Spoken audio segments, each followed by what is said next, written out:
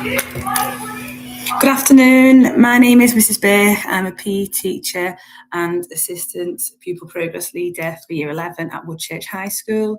I'm going to be discussing family matters, boundaries and consequences.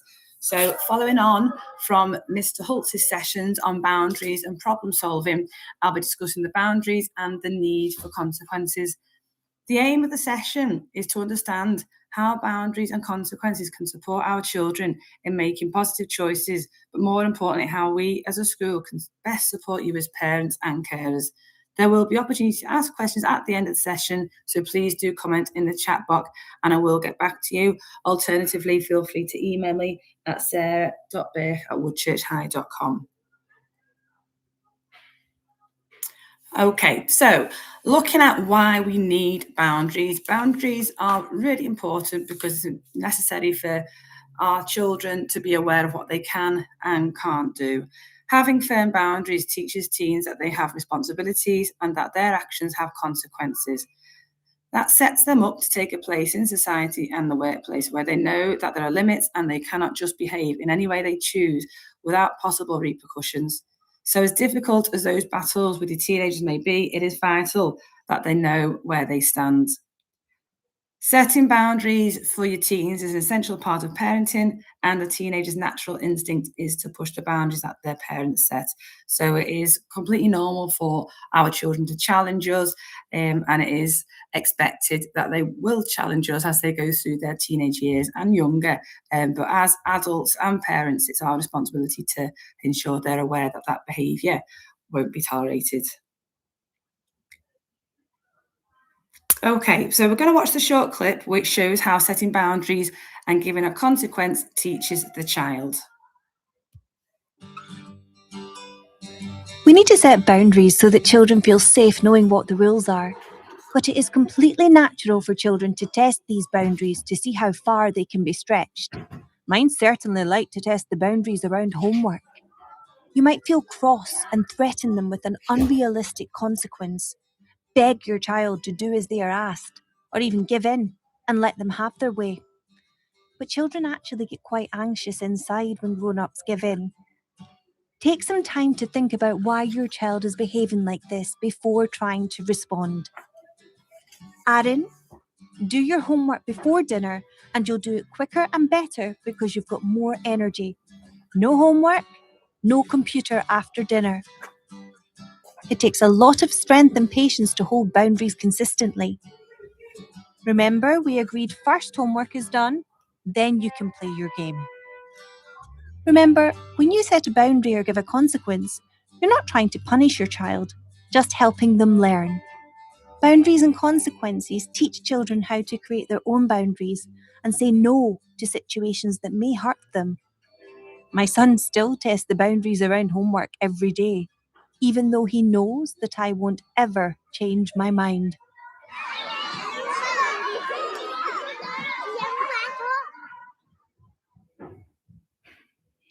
Okay, so from the short clip, you can see that it is about us working with our children, it's about us helping them on their journey through those teenage years into adulthood. And we're not trying to punish them, enjoy that punishment that we give them. We are just trying to help them make the right choices. So you can see here a number of reasons as to why we need boundaries. I'll allow you just to take a minute to read through those different reasons for why we need boundaries. Both as an adult and as children, boundaries are really, really important.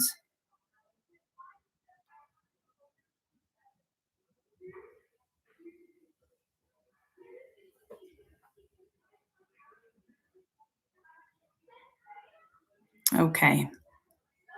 So we have boundaries so that it's clear what can and can't be done in the household when our children go to events, when our children go out into town shopping with friends. We have those boundaries and that's clear what we expect.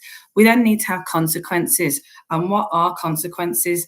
Consequences tend to work best when they are calm, predictable and logically connected to the behaviour, rather than harsh punishments given in anger. And as a parent myself, it is important that we do take a moment not just to give a random consequence that we know isn't going to be followed through. We need to take a moment sometimes, but make it clear to our children that there will be a consequence for that behaviour. For teenagers, consequences are usually most effective when they temporarily limit privileges, responsibility, or independence. And we will have a little look at some examples. So before we look at our examples, think about what consequences you set out at home. Are they realistic? And do you follow through the consequence? Also, do you have positive consequences? Are we praising our children when they do something well, when they're getting up on time, when they're getting into school before form time, when they're attending every day? Are we rewarding them with little praise, congratulating them and being pleased with the progress they've made, whether it's the Shine Award they've received, whether it's representing the school in a particular sport or something outside of school? We do need to make sure as parents we continue to praise our children so that behaviour is repeated. So you can see here I've got some examples of consequences. These are examples of consequences for poor behaviour.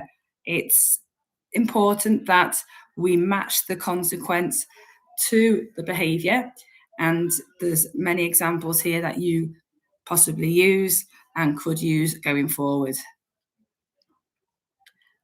Missing out on social activities, loss of gaming privileges, temporary grounding. A few other examples that you might use as well. Limited spending money, reduced freedom. Maybe they're unable to go to the football training or represent the club because of this behaviour. And you can see the last few consequences that might be effective in your household and might be something that you use currently.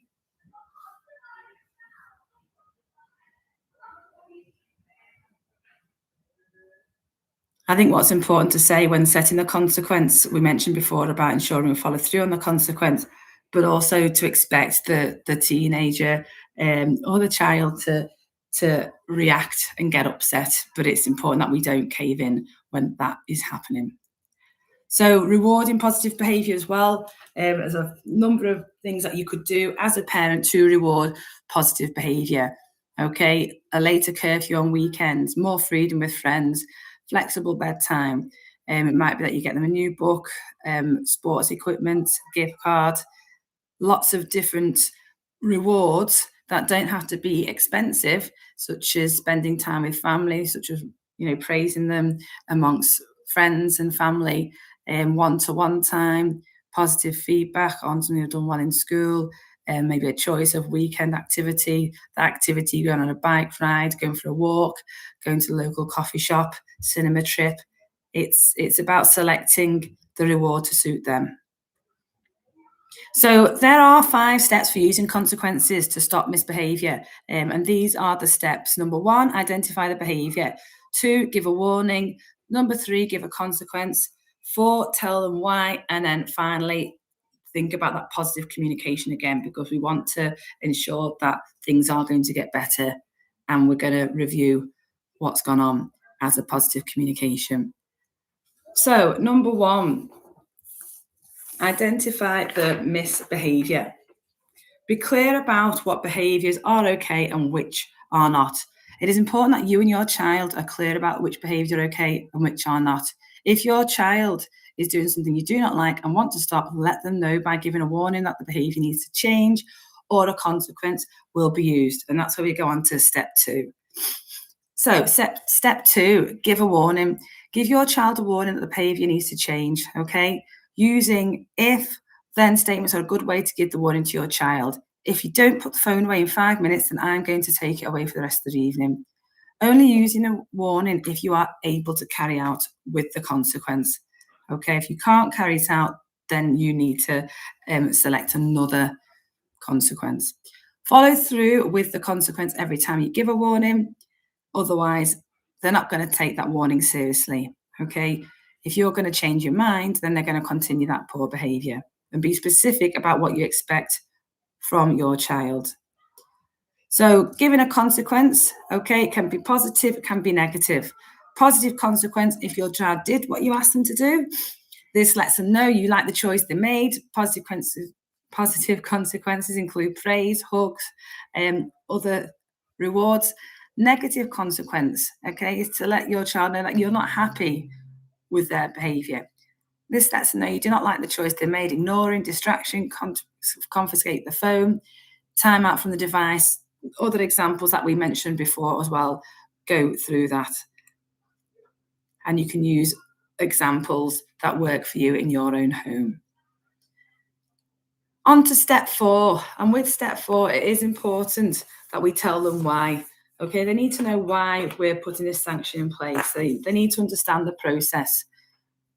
Once a warning is given, you must always follow through with a positive or a negative consequence.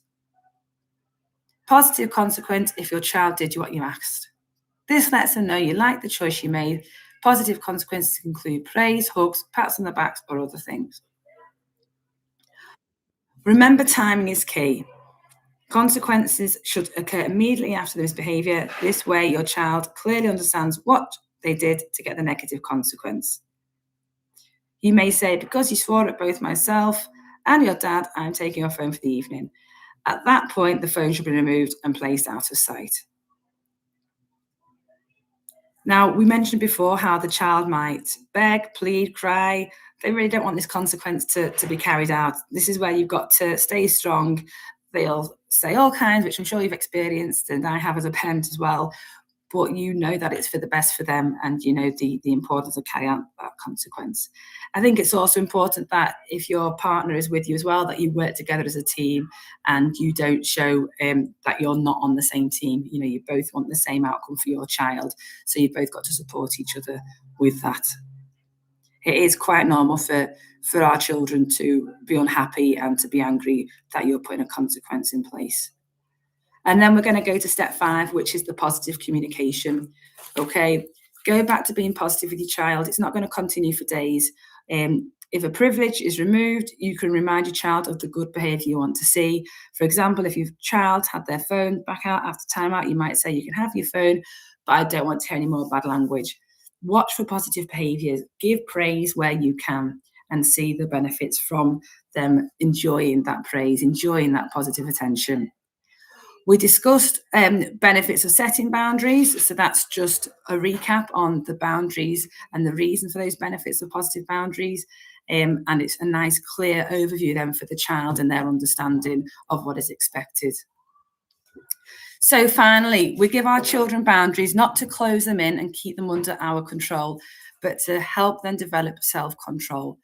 It's about us supporting and guiding our pupils, our children, through to the next stage of their education, but also preparing them for life, where in life there will be consequences for their actions. We want them to be prepared for society and what goes on in society.